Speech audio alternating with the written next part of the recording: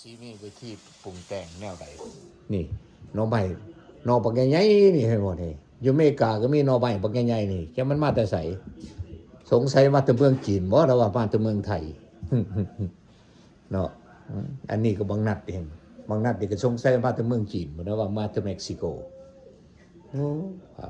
นี่เฮ็ดไก่น้อยก็มีนี่เฮ็ดปวกน้อยเห็นบ่นี่เฮ็ดปวกใหญ่อยู่อเมริกามันเกิดอยู่ในปอกเกยสิพี่น้องปองไปเอ้ยมื้อนี้สิเฮ็ดแกงหน่อไม้บักแซ่บๆต้มหม้อนี่กำลังต้มน้ำชวนร้อนๆเปิดไฟแล้วก่อนนี่เห็นบ่เนี่ยนางเอกสิมาแต่งอยู่แต่งกินให้เบิ่งนี่กำลังซอยเดี๋ยวเพิ่นก็สิต้มหน่อไม้นี่ให้มันจืดเดี๋ยวก็จังสิปรุงแต่งบัดเวลาฮอดปรุงแต่งก็สิถ่ายอีกเทื่อนึงเพราะว่านี่เพิ่นกำลังจัดแจงกำลังซอยนั่นซอยนี่เพราะว่ายังบ่ทันได้ปรุงแต่งเอาถ้าสืบต่อกันต่อไปเบิ่งเพิ่นซอยนี่เนาะเบิ่งแม่นี่นะโอ้เมียข่อยเพิ่นสิเฮ็ดอาหารแซ่บๆให้ผัวกินได้ดิท่านสิว่าให้ผัวสันก็สิเป็นครัวได้เนาะท่านสันก็สิได้ไปบวชได้เนาะไม่งั้นคือซ้อออกกันมันแข็งต้องเอาออกนี่ตัวนั้นน่ะนะมันแข็งโอ้กินไม่ได้แม่จะบอันอกนี้ก็อยากแข็งหน่อยนึงก็ต้องไปเอาออกก็ต้องเลือกตัวอ่อนๆมันโอ้คันตัวใดมันแข็งตัวนั้นออกอันนี้ดีเลยเด็ก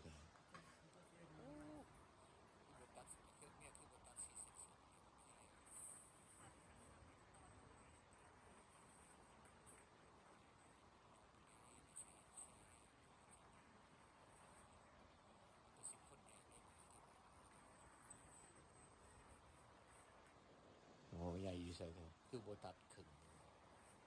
ปัจจุบันเฮาคือที่บ้านเขาจะซอยอย่างสิแหละแล้วบ้านเฮาคือซอยบนๆเนาะเป็นซอยบนๆเขาเขาจะหลาย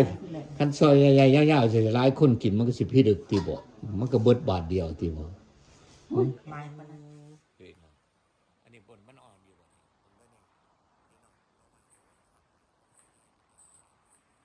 บ่ครบเลยเนี่ยน้องหยำกินมึงดูหั่นเพราะว่าน้อไม่หวานนะ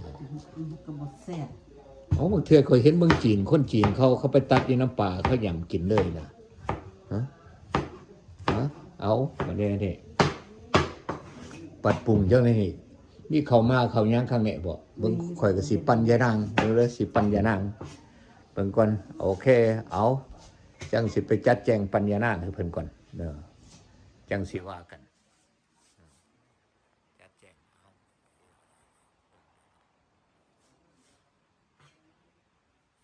เอาสิตั้งให้เห็นบ่เมียไปใช้มันก็สิ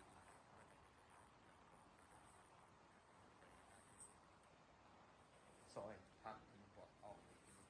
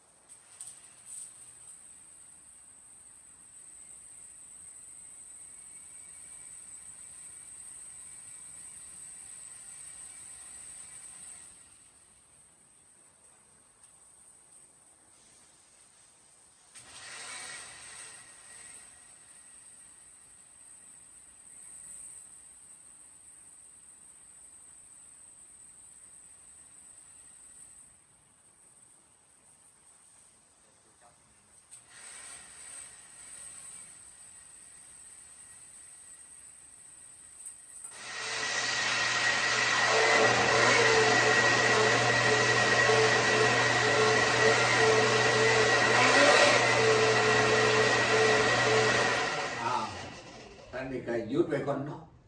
มันไหลหูถาเบิ่งก่อนหยุดไปก่อน สิยุดมาอย่างนี้มันละหลอด พอที่หยุดมันไหลหูก็จะตัดต่อออกอะไรเนาะเพราะว่าทายเราเบิดมันก็กอกมันสิโลแบตเตอรี่มันสิบ่แรงบีบพ่อไว้ก่อน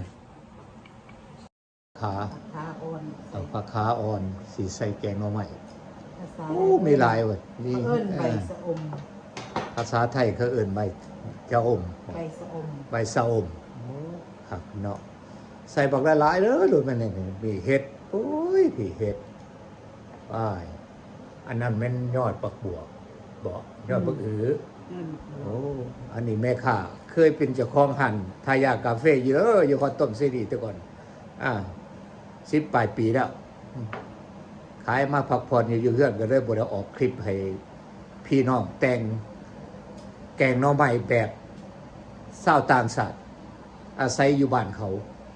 แต่ว่าเครื่องก็มีครบไปอยู่ได้แล้วขนาดใบขี้เหล็กก็ยังมีอยู่เนาะใบอันนี้ผักขาก็มีอยู่เห็ดก็มีอยู่เห็ดปวกหน่อยมันไม่เห็ดปวกหน่อยหรอกเห็ดเคมิโก เด็กเค็มก็เนี่ยเอาจังสีทายต่อไปได้วิเครื่องของประกอบต่อไปในแม่นสิปรุงแต่งให้เพิ่นจัดแจงให้เดี๋ยวครบถอยก่อนสีลงปรุงแต่งลงใส่หมอว่ามันสีแซ่บแนวใดมันสิมียังอีกต่อไปโอเคเดี๋ยวจะสืบต่อใหม่มันมียังแน่เดี๋ยวเอาใช่พอมาพี่ยังแม่ที่แกงหน่อไม้ แกงหน่อไม้ทรงเครื่องอันนี้อันนี้ก็เอิ้นทรงเครื่องตำบัก ใช่ หัวหอมใส่กันอันนี้บักพริกพริกหล่อทอดเลยอันนี้ใส่นี่อันนี้เกลือ มีเกลือมีเป็นนัวมียังอีกปลาแดกโอ้อันนี้ของแสบเป็นยังอีก หัวปลากด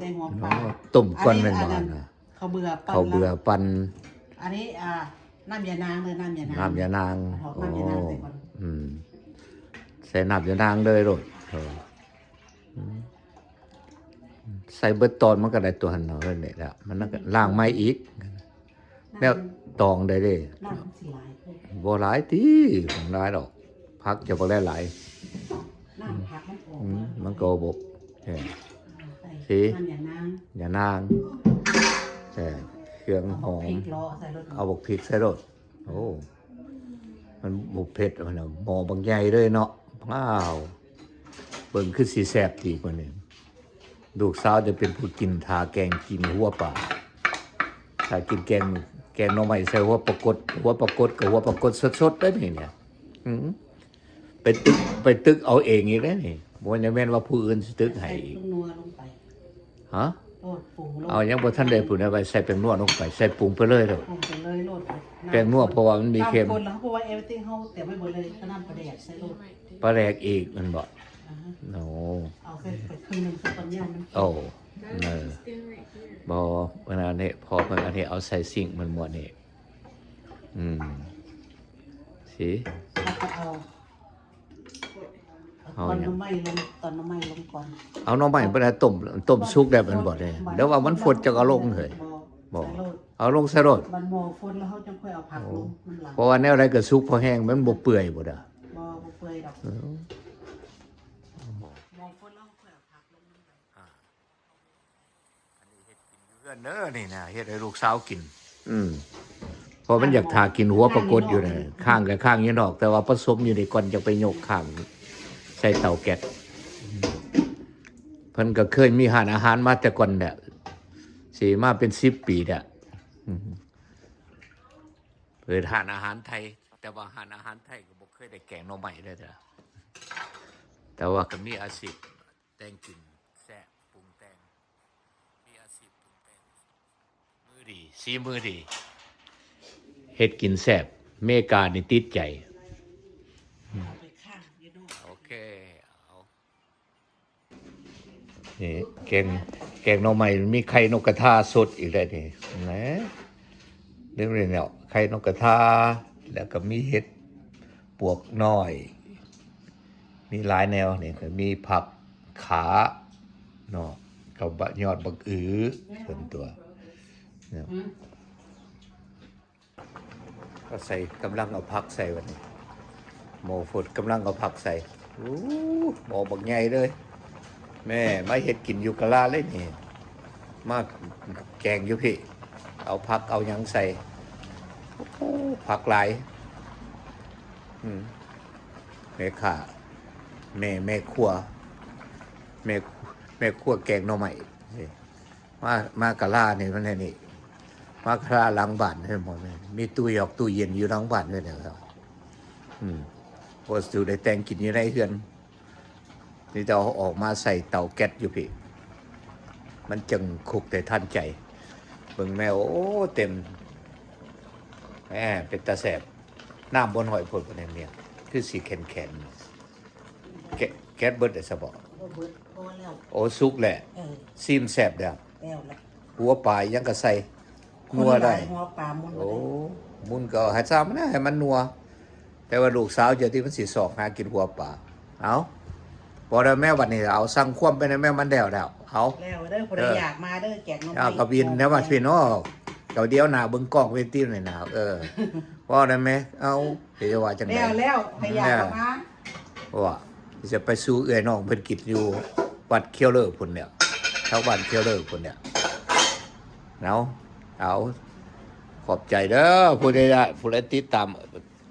เบิ่งแกงหน่อไม้นี่เบิ่งคือสิอ้อแซ่บนัวดีเพราะว่าน้ำมันก็เคี้ยวดีเด้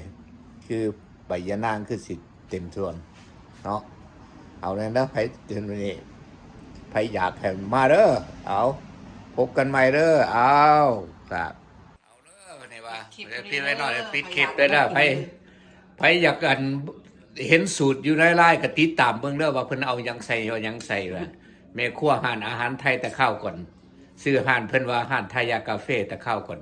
ระวัง 8-9 ปี10 ปีได้แหละเฮ็ดมากกัน10ปลายปีเกือบ20ปีแล้วจังว่าก็เลยปิดไปขายออกไปบัดนี้เพิ่นมาต้องหัดเฮ็ดสูตรแกงหน่อไม้เนาะเมียก็มาเดียวเบิ่งแล้วก็ว่าแม่นเนาะเฮ็ดสูตรแกงหน่อไม้เพื่อทบิดที่ว่าอยู่ต่างชาติแซ่บๆโอเคเอาพบกันใหม่เด้อขอบใจได้หลายเอาบาย